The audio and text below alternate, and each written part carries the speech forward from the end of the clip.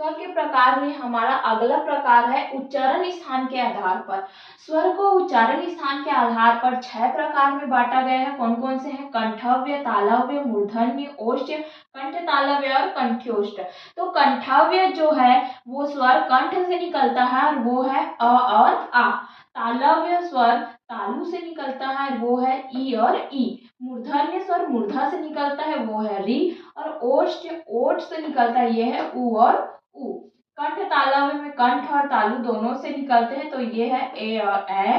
कंठ्योष्ठ में कंठ और ओष्ठ दोनों से निकलते हैं, ये है ओ और औ। यहाँ पे कहीं भी आपको दंत्य नहीं दिख रहा है, क्योंकि स्वर को बोलने के लिए दांतों का उपयोग नहीं होता है, इसीलिए यहाँ पे दंत्य स्वर नहीं है। आप बोल के भी देख लीजिए, अ आ ई री उ ए ओ और औ।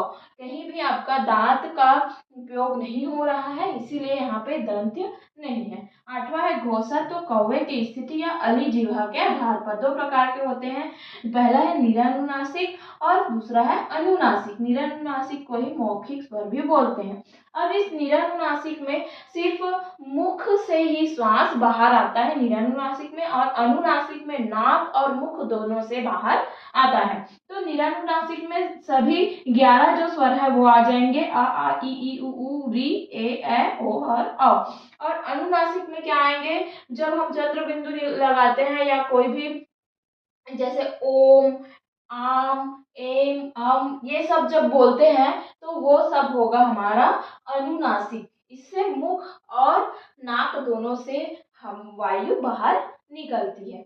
ये तो हो गया हमारा स्वर का प्रकार जो है आज यहाँ कंप्लीट होता है। इसके बाद हम लोग व्यंजन और उसके प्रकार पढ़ेंगे।